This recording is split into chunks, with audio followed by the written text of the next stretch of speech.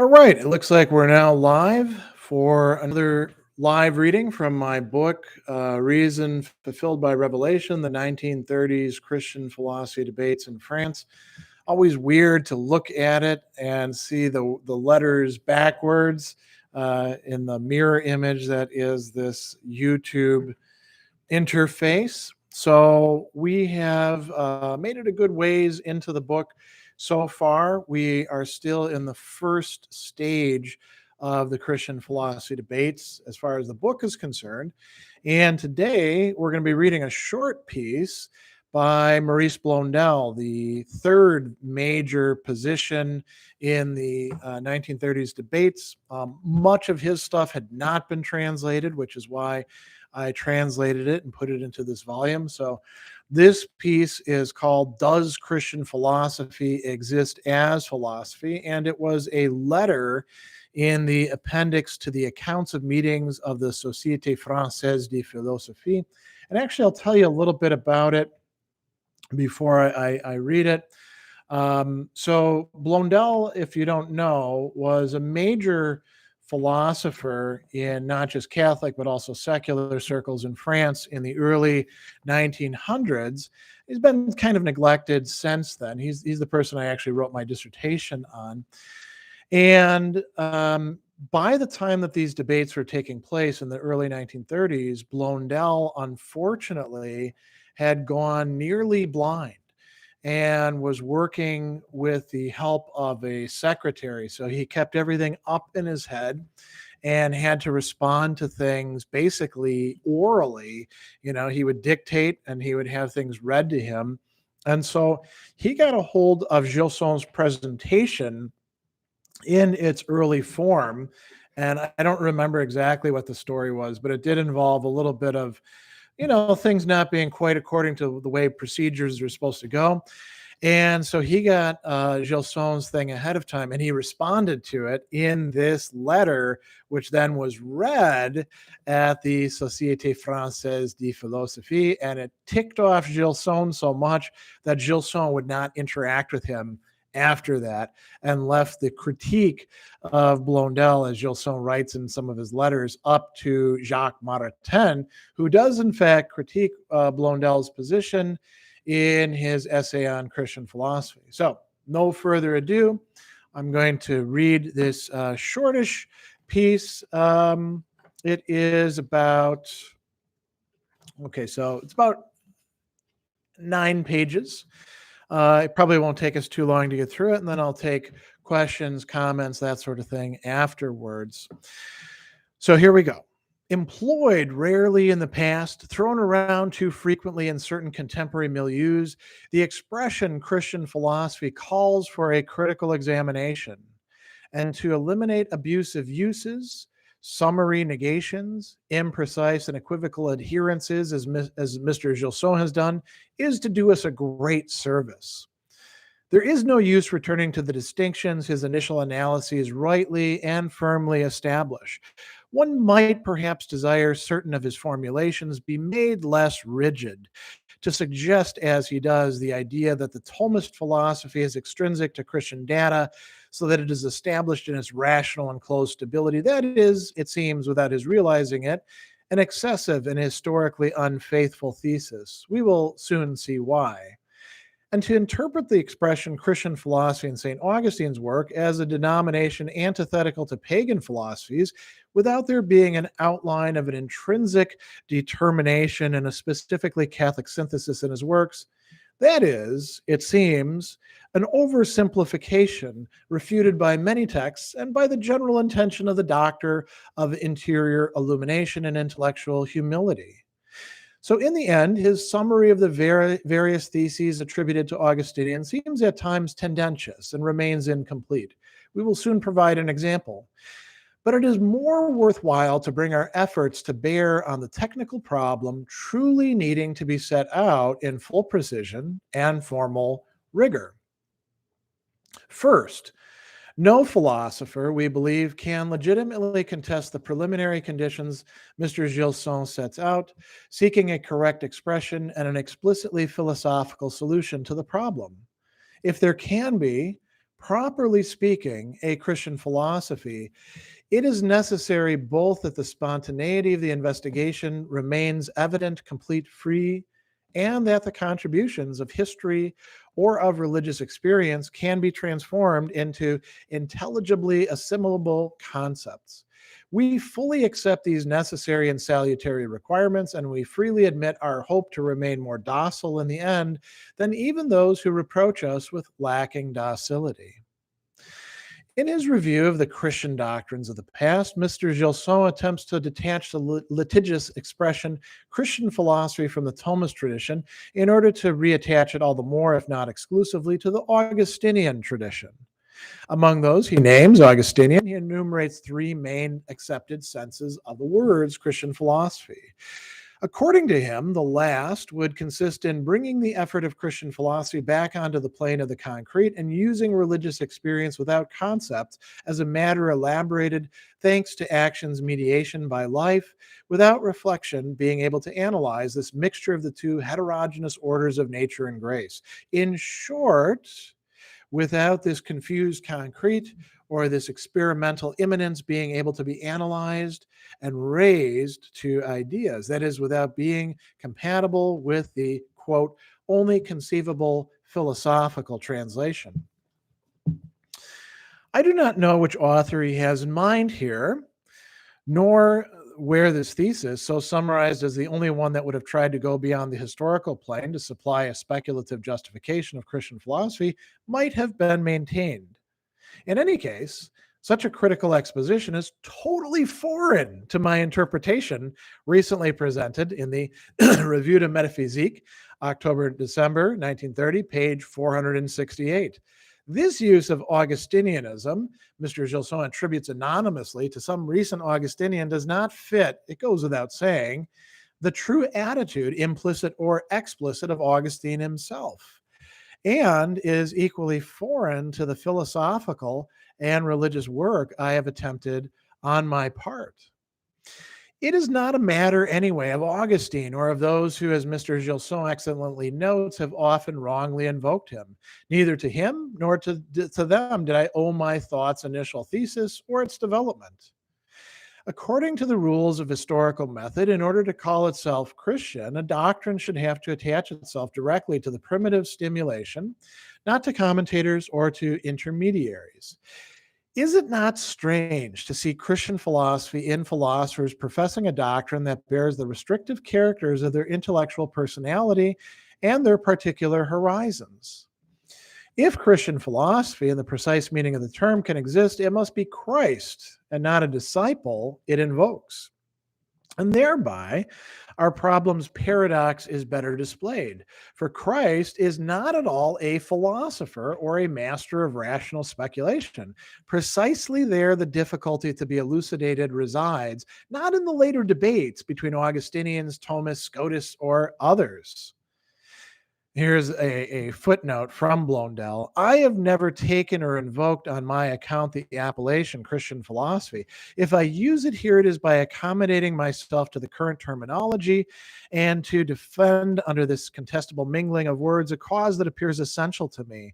In the next Cahiers de la Nouvelle Journée, number 20, to be published at the end of 1931, I devote 200 pages to this same problem, and I indicate why the expression Catholic philosophy would be more rational and more exact.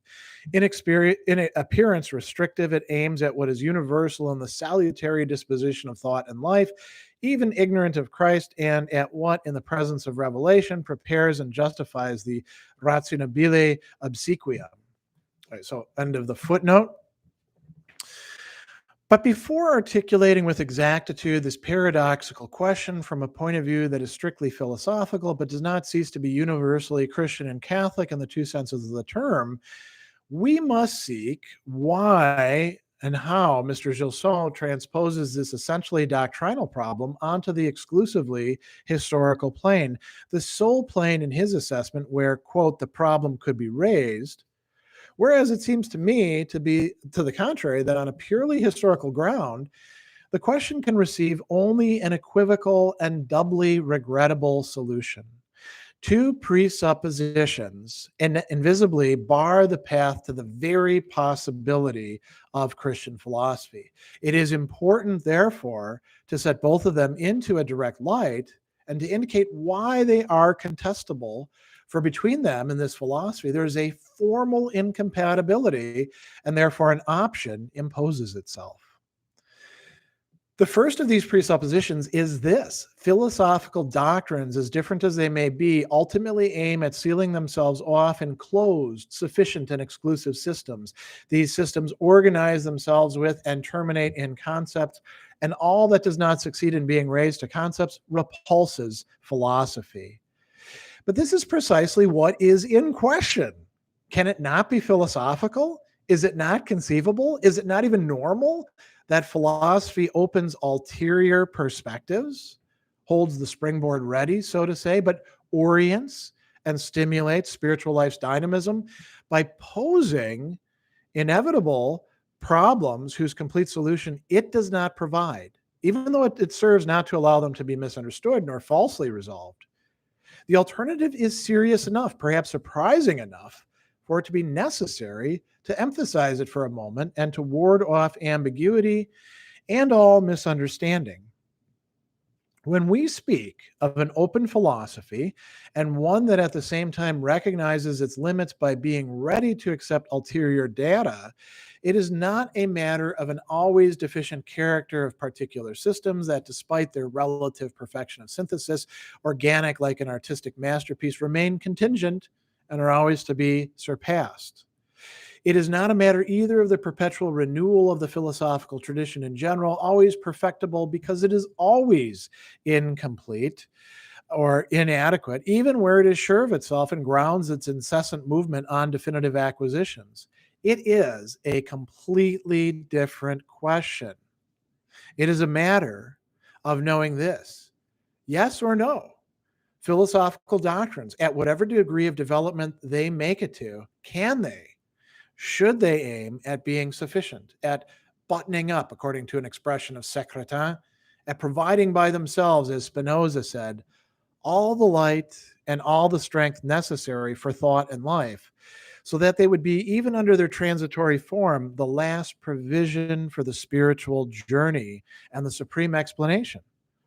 Or, on the other hand, by reason, by duty, constitutionally, if we can speak this way, must philosophy end up, whatever the level of its development may be, in recognizing how it is normally incomplete, how it opens in itself and before itself an empty space prepared not only for its own ulterior discoveries and on its own ground, but for illuminations and contributions whose real origin it is not and cannot become?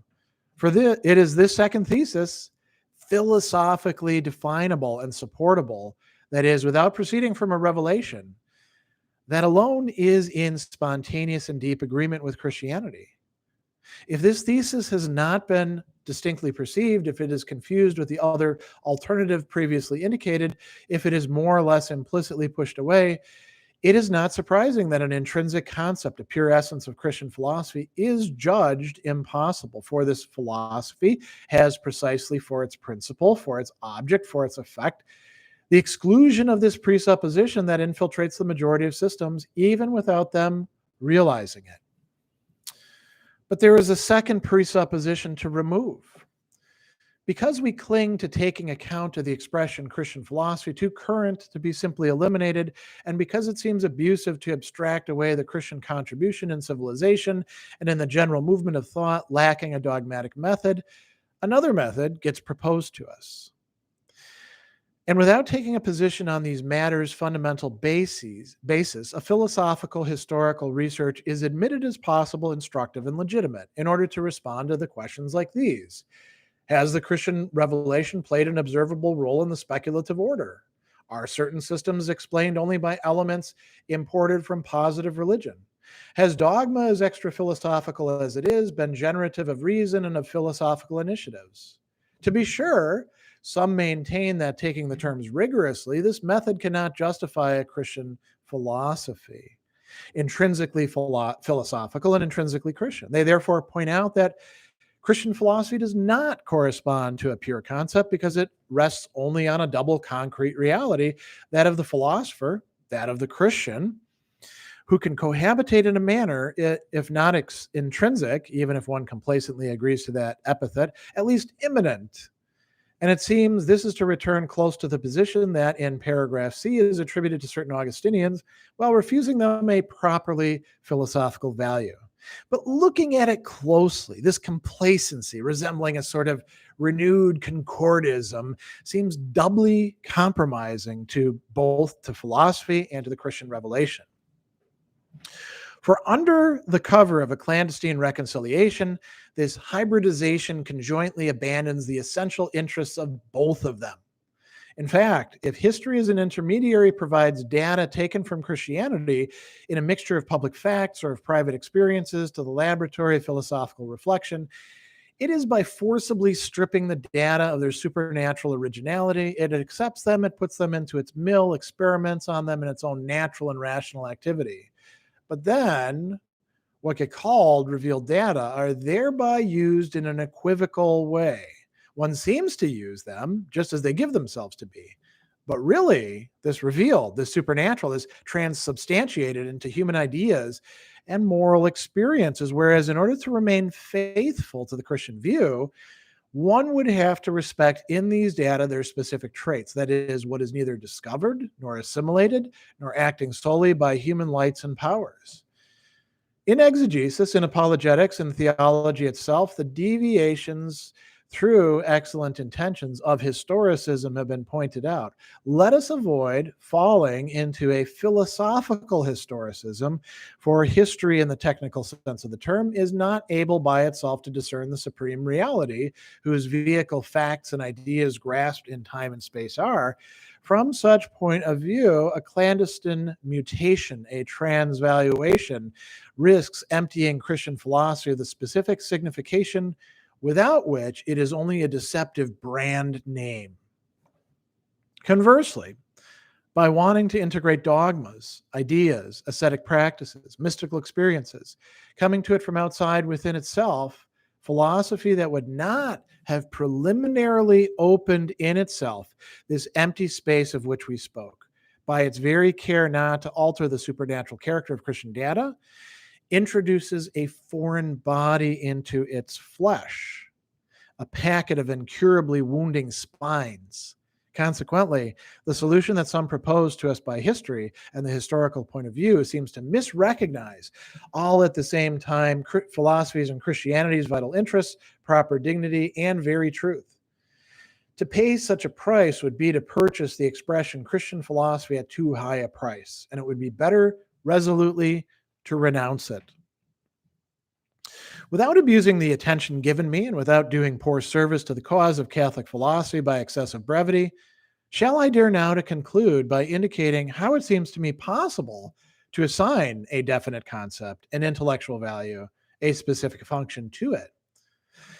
The first and fundamental idea it is inspired by is one by which Deschamps, Archbishop of Malines, one of the Constitution de Fides 3 redactors at the First Vatican Council, made himself an interpreter. At every level, even under the most developed and most autonomous forms, philosophy raises inevitable problems it serves to define, to render precise, to turn away from false paths, to equip against abusive extrapolations.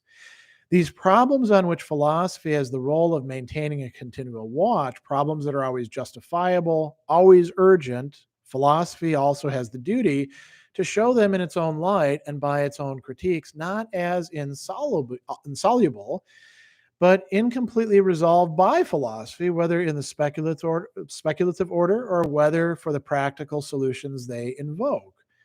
Rationem quocumque ieret sequar, said one ancient philosopher. Following this light, profiting from the speed acquired by the very drive of philosophical investigation, we do not remain in the presence of a black hole, of an ocean for which neither ship nor sail would seem possible. The empty space that we spoke of earlier is not a chimerical fiction, projection of restlessness, sickness of the soul. It has, if one may say it, contours to discern, a reason for being to meditate on, and to render rationally admissible, an attractive and imperious character, but to which we should not give in by vertigo and without having a right of looking into that abyss. We do not have to throw ourselves in there with our eyes closed.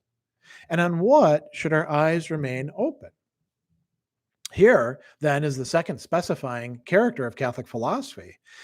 The objection was made to us that in the presence of Christianity, philosophy can be in contact with it only by practices mysterious mediation, as if we had to annihilate our intellectual effort and grasp only and solely man in his concrete state by including in it his religious life. And Gilson adds, philosophy that faithfully translates the Christian man's experience is necessarily Christian. Well, no. It is not a matter only of a vital immanence whose obscure secret the believer or the practitioner would alone possess for himself. It would be impossible for him as well as for others to discern the real origin of what is hidden in consciousness, in the subconscious or the unconscious, and the door would remain open to every subjective illusion. To the contrary, it is a matter of considering, with all the requirements of the most intellectual critique, the advances, the responses, the claims, the interventions of this supernatural whose possibility one must recognize and about whose reality one must discern whether in fact it is, even under the most paradoxical incarnations. And perhaps then one perceives that the supernatural's at first disconcerting demands correspond intelligibly to the spontaneous requirements of this autonomous, open philosophy we described above. Without the first of the principles that serves to raise the problem, and this in the intellectual order, historical solutions and Christian teachings could not be philosophically admissible in the organism of rational thought. Outside of this union of two principles that have just been articulated, there seems to be no means to justify the contested expression. There are not, in the plural, several Christian philosophies. There is, to reappropriate an expression of St. Justin the philosopher, the philosophy according to Christ. In the singular, that which, without usurping the content of any dogma, sustains the intellectual atmosphere where the divine life in man can breathe.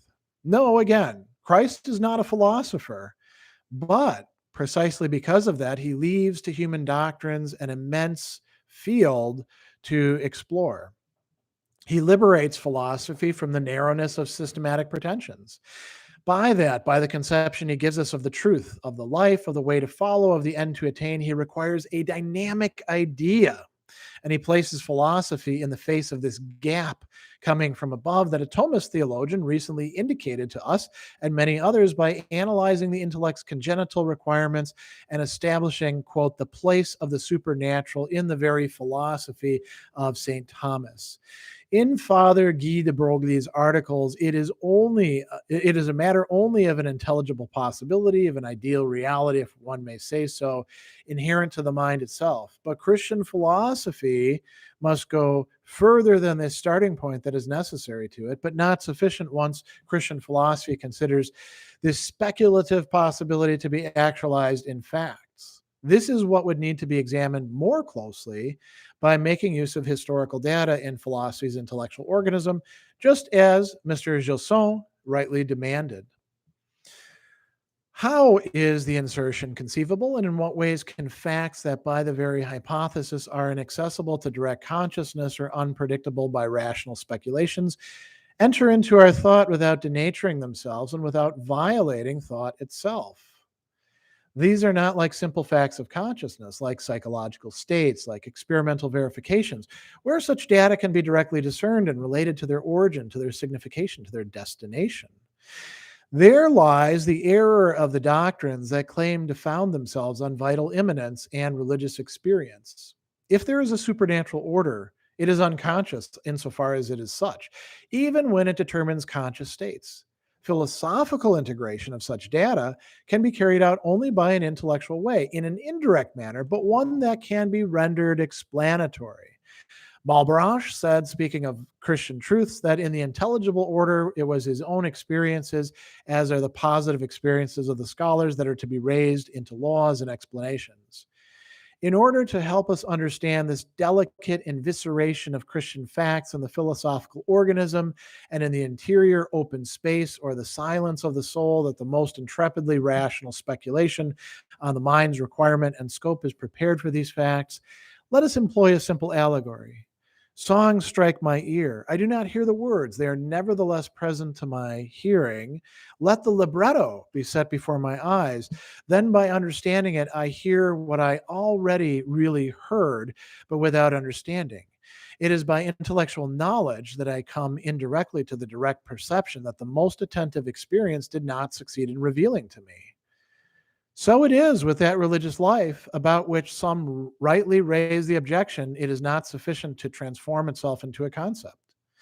But this mysterious song that the soul does not know how to interpret in itself, completely real as it may be, takes on a truly intelligible meaning and the value of a philosophical response when doctrinal teaching sets the givens of fact and the very requirements of the mind in communication. So that's the end of this short piece. Does Christian philosophy exist as philosophy? Maurice Blondel's first contribution to the debate. Going after Gilson a bit. The next one, is there a Christian philosophy, published in the Revue de Métaphysique et de Morale? He's going to be responding to Brehier. And so what we see is now several different positions on what Christian philosophy could mean and what it would require and how it would work being sketched out within the structure of these debates. So it's no longer just two sides, the apologists for Christianity and the rationalists. Now we're actually seeing splits appear on the Christian side of it between Gilson and Maritain on the one hand and Blondel on the other. A split that is to some degree, it's not that it's unnecessary, but it didn't have to turn into as big of a division as it did. And some of the other people that we're going to see discussing things in here are going to be highlighting the compatibility of the two positions. The other thing that I'll mention about this is we're going to see a lot more Blondel coming up in this because he was one of the largely in terms of translation disregarded interlocutors in the debate, one of the first importance. But we're also going to see more elaboration of this philosophy of insufficiency, the philosophy that opens up within itself an empty space needed to do that. This is a metaphilosophical point of view, as was Gilson's point of view, as was Brehier's. These are philosophers talking about philosophy, its relation to history, its relation to the very complex, whatever we want to call it, that we call Christianity. So all that said, I will take questions, comments about the book, topics, thinkers. It's not a general AMA, so I'm not going to do every sort of question. If people have things that they want to ask about, I'm happy to stick around for a bit. We're at the half-hour mark at this point. Otherwise, I will bring it to a close and see you the next time when we take up Blondel again. So any questions, comments, issues, queries?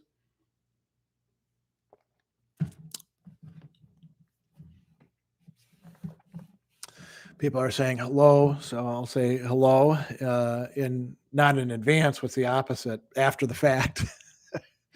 So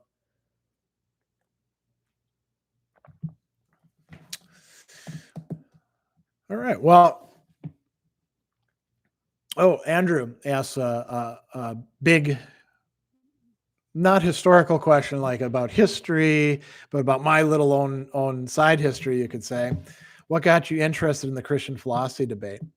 So I was doing work on Maurice Blondel, quite a lot of work, led to my dissertation. And I ran into a guy at a conference in 2000 named Adrian Pabst. And it was a conference with the University of Lancaster that eventually culminated in a book. I contributed a chapter on Blondel's method and Derrida's method and showed how they were connected together, and how Blondel was doing what Derrida was doing without some of the excess commitments about 100 years. Well, not quite 100 years before Derrida brought it up, 80 years before that.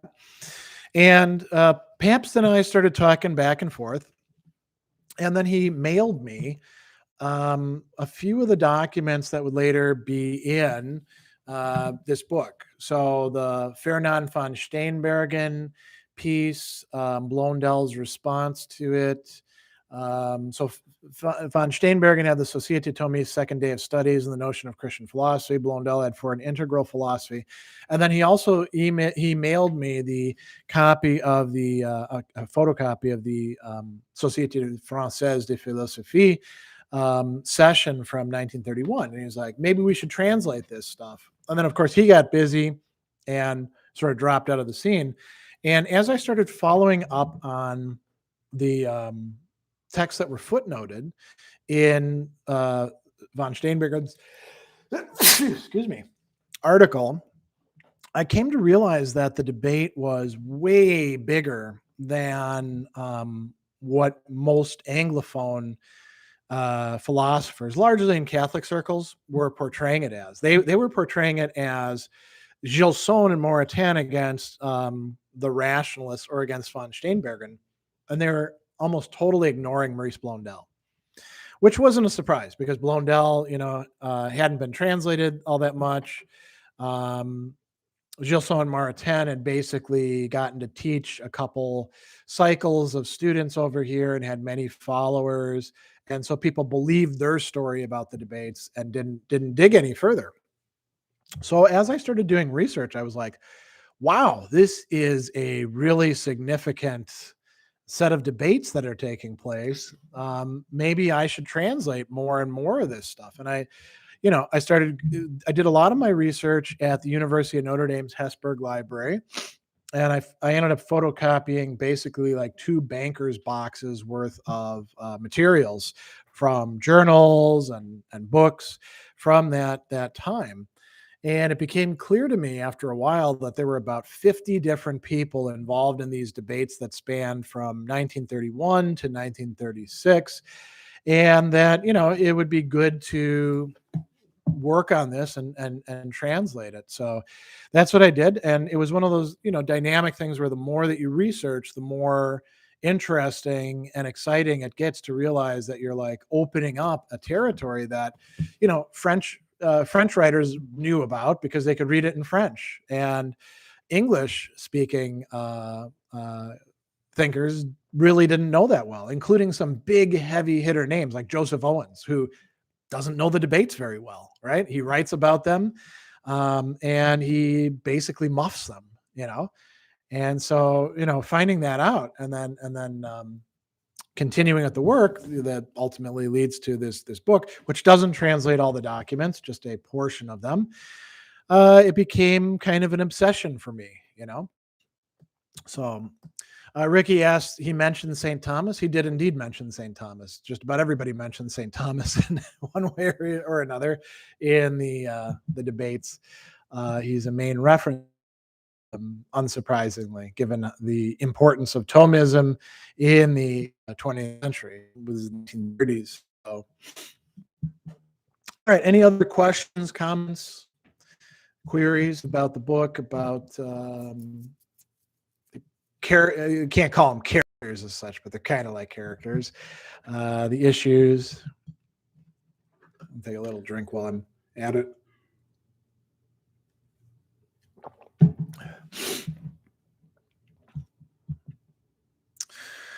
All right. Well, I think we'll bring it to a close then. And reminder, next time we'll be reading some more Blondel, another short piece, and then we'll be moving into the second phase of the debates where more voices get added to. It's not quite a chorus. It's more like an argument taking place in a room with lots of people chattering at each other. So thanks for joining me for this live reading from my book, Reason Fulfilled by Revelation, the 1930s Christian Philosophy Debates in France. And I will see you on another one of these sessions.